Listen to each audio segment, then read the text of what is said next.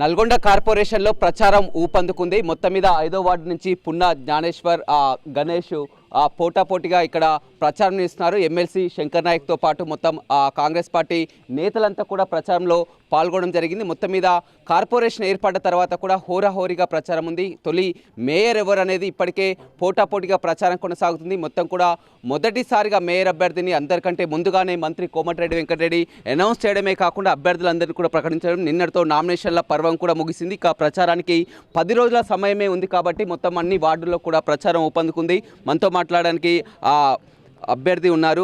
చెప్పండి అమ్మా, మీరు గతంలో కూడా కౌన్సిలర్గా పోటీ చేసినట్టుంది, ఈసారి కార్పొరేటర్గా మళ్ళీ కంటెస్ట్ చేస్తున్నారు. ఎలా ఉంది? ప్రజల వద్దకు పోతే ఏమనిపిస్తుంది?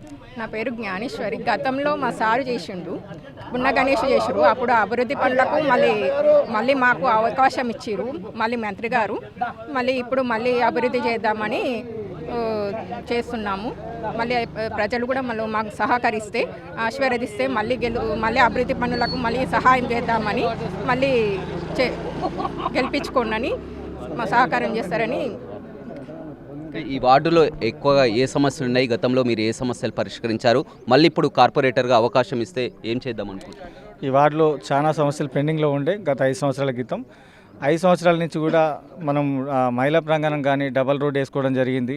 డ్రైనేజీలు ఒక 4 కోట్లతో డ్రైనేజీలు శాంక్షన్ చేయించుకోవడం జరిగింది. అదేవిధంగా మన కోమటిరెడ్డి వెంకరెడ్డి గారు మంత్రి గారి ఆశీస్సులతో దాదాపు 100 కోట్ల డ్రైనేజ్ పనులు మన వార్డులో నడుస్తున్నాయి. ఇప్పుడు పనులు దాదాపు సగం కంప్లీట్ అయినాయి, ఇంకొక సగం పనులు ఉన్నాయి పెండింగ్లో. అవి కూడా ఒక 1 ఇయర్లో కూడా కంప్లీట్ అవుతాయి. సీసీ రోడ్లు కూడా ఒక 3 కిలోమీటర్లు మన చైర్మన్ గారు బూరి శ్రీనివాసరెడ్డి అన్న గారు మనకు శాంక్షన్ చేశారు 5వ వార్డుకు. ఈ వార్డులో డ్రైనేజ్ సమస్య ముఖ్యంగా ఉండేది, ప్లస్ సీసీ రోడ్లు లేక ఇబ్బందులు పడేది. వీధి లైట్లు కూడా లేక చిన్న లైట్లు 18 వాట్స్ ఉండి, ఇదేమో ఫారెస్ట్ ఏరియా, చెట్లు ఎక్కువ ఉంటాయి, వెలుతురు సరిపోక ఇబ్బంది పడేది. 70 వాట్స్ లైట్స్ కూడా ఒక 150 లైట్స్ కూడా వేసుకోవడం జరిగింది. ఐమాస్ లైట్స్ కూడా దాదాపు ఒక 6 లైట్స్ వేయించడం జరిగింది 5 సంవత్సరాలలో. ఓపెన్ జిమ్స్ కూడా 3 ఏర్పాటు చేయడం జరిగింది. అదేవిధంగా ఎంతోమందికి సీఎంఆర్ఎఫ్ చెక్కులు కూడా ఇప్పించడం జరిగింది.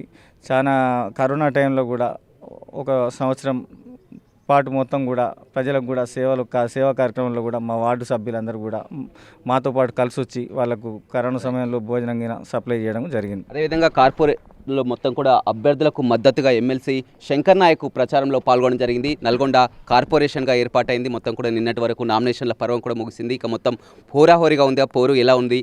మేయర్ స్థానాన్ని, తొలి మేయర్ స్థానాన్ని కాంగ్రెస్ పార్టీ కైవసం చేసుకుంటుంటే బీఆర్ఎస్ పార్టీ మాత్రం మేము గెలుచుకొని కేసీఆర్కి గిఫ్ట్గా ఇస్తామని వారు చెప్తున్నారు. ఏమంటారు? ఓవర్ అని మీరు సృష్టిస్తారు. ఇప్పుడు ఇది ఓవర్ లేదేం లేదు, వాళ్ళ డిపాజిట్ కూడా దొరకదంటుంది వాళ్ళ పరిస్థితి చూస్తే. బీఆర్ఎస్ డిపాజిట్ వచ్చే పరిస్థితి లేదు ఎక్కడ కూడా.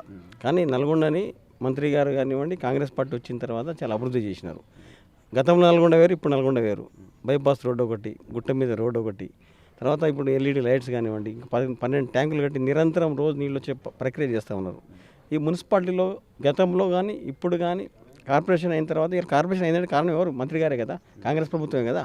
కాబట్టి మొన్న అసెంబ్లీలో ఏమిటంటే తీర్మానం చేయడం, మళ్ళీ కౌన్సిల్లో తీర్మానం చేయడం, మా సుగంధ్ రెడ్డి గారి నాయకత్వం తీర్మానం చేయడం, ఇవన్నీ వెంకటరెడ్డి గారు చొరవ తీసుకుని కార్పొరేషన్ చేసినారు. ఇంత పెద్ద కార్పొరేషన్ అయిందంటే కారణం దీనికి కాంగ్రెస్ పార్టీ, మంత్రి గారు. కాబట్టి మేమందరం కూడా ఒకటే చెప్తా ఉన్నాం, అభివృద్ధిని చూసి ఓటేమని చెప్తా ఉన్నాం. ఇలా కాంగ్రెస్ పార్టీ అంటే మాట తప్పేది కాదు, మడమ తిప్పేది కాదు. గతంలో చూసినట్టు రాజశేఖర రెడ్డి గారు కూడా అదే మాట మీద ఉన్నాడు. ఇలా రేవంత్ రెడ్డి గారు కూడా అదే మాట మీద ఉన్నారు. రేషన్ బియ్యం కానివ్వండి, సన్న బియ్యం కానివ్వండి, తర్వాత ఇందిరమ్మ ఇళ్ళు కానివ్వండి, ఆ తర్వాత మన రేషన్ కార్డ్స్ కానివ్వండి, 6 గ్యారెంటీలతో ప్రభుత్వం ముందుకు పోతూ ఉన్నది. గతంలో బీఆర్ఎస్ ప్రభుత్వం వాళ్ళు శుష్క వాగ్దానాలు చేసినా తప్ప ఒక్క పని చేయలేదు. పెండింగ్ ప్రాజెక్ట్స్ ఉన్నాయి, అట్లనే ఉండిపోయినాయి. ప్రాజెక్ట్ చూద్దామంటే మాకు అరెస్ట్ చేసేది, ప్రీవెంటివ్ అరెస్ట్ ఉండేది. ఆ తర్వాత ఏదైనా ధర్నా చేద్దామంటే ముందే కేసులు పెట్టేది మా మీద. ఇవన్నీ చేసేది. ఇలా కాంగ్రెస్ ప్రభుత్వం వచ్చిన తర్వాత స్వేచ్ఛ ఇచ్చారు అందరికీ. ఈ ప్రభుత్వంలో ప్రతి ఒక్కరు ఆఫీస్కి పోవచ్చు, పోలీస్ స్టేషన్కి పోవచ్చు, కలెక్టర్ దగ్గర పోవచ్చు, ఎక్కడికైనా పోవచ్చు. కానీ గతంలో అట్లా లేకుండే. కానీ ఇవాళ మేము కార్పొరేషన్ ఎలక్షన్ వచ్చినది కాదు, కానీ అంతకంటే ముందే బాగా అభివృద్ధి చేసినాం. ఇవాళ అభివృద్ధిని చేసి ఓటేస్తారు. తప్పకుండా మేయర్ అభ్యర్థి కాంగ్రెసే గెలుచుకుంటాం ఇక్కడ అని చెప్పి తెలియజేస్తున్నాం. అదేవిధంగా సీనియర్ నాయకులు పాషం రామరెడ్డి ఉన్నారు. చెప్పండి, మొత్తం మీద అర్బన్ ఓటర్లు అంటే చాలా కీలకంగా ఉంటుంది. ఇప్పుడు రూరల్ ప్రాంతాల్లో చూస్తే అర్బన్, అదేవిధంగా కార్పొరేషన్ ఏర్పాటైంది. మొత్తం కూడా మీరు వెళ్ళి ఇన్ఫ్లుయెన్స్ చేసినా కానీ వారు ఆల్రెడీ డిసైడ్ అయి ఉంటారు. ఏం చెప్తున్నారు ప్రజలకు, ఏమంటున్నారు? నిజంగా కూడా మీరు అడిగిన ప్రశ్న చాలా బాగుంది. అర్బన్ ఓటర్లలో ఇక్కడ నల్గొండ పట్టణంలో సంబంధించి ఉద్యోగస్తులు కానివ్వండి, యువత కానివ్వండి, మైనార్టీలు కానివ్వండి, అందరు కొంత ఎడ్యుకేటెడ్ పీపుల్ ఉంటారు. వారు మొన్న శాసనసభ ఎన్నికల్లోనే ఏ విధమైన తీర్పు ఇచ్చినారో మీ అందరికీ తెలుసు. దాన్ని బేస్ చేసుకొని ఈరోజు గౌరవ మంత్రివర్యులు కోమటిరెడ్డి వెంకటరెడ్డి గారు భారీ మెజార్టీతో గెలిచినాక గత 30 సంవత్సరాలుగా ఈ నల్లగొండ నియోజకవర్గం నాకు ఈ విధంగా నన్ను ఆశీర్వదిస్తూ ఉన్నారు. ఈ నల్లగొండ ప్రజలకి ఈ 5 సంవత్సరాలలో నేను ముఖ్య శాఖకున్న మంత్రి కాబట్టి ఎట్టి పరిస్థితుల్లో అభివృద్ధిని తీసుకొని పోవాలని చెప్పేసి కొనసాగించాలని చెప్పేసి వారు మంత్రి అయినాక 2,000 కోట్ల రూపాయలతోటి వివిధ అభివృద్ధి పనులు ఈ పట్టణంలో జరుగుతూ ఉన్నాయి.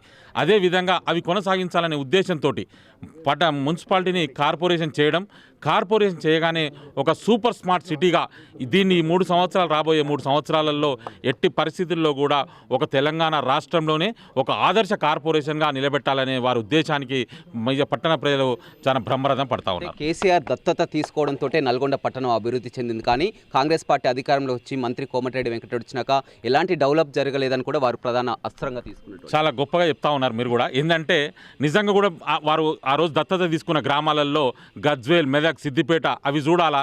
ఈరోజు ఒకటి గుర్తుపెట్టుకోండి, ఈ నల్లగొండ నియోజకవర్గాన్ని దత్తత తీసుకుంటే టీఆర్ఎస్కి వచ్చిన ఓట్లలో కోమటిరెడ్డి వెంకటరెడ్డి గారికి వచ్చిన మెజారిటీ కూడా ఓట్లు రాలేకపోయినాయి.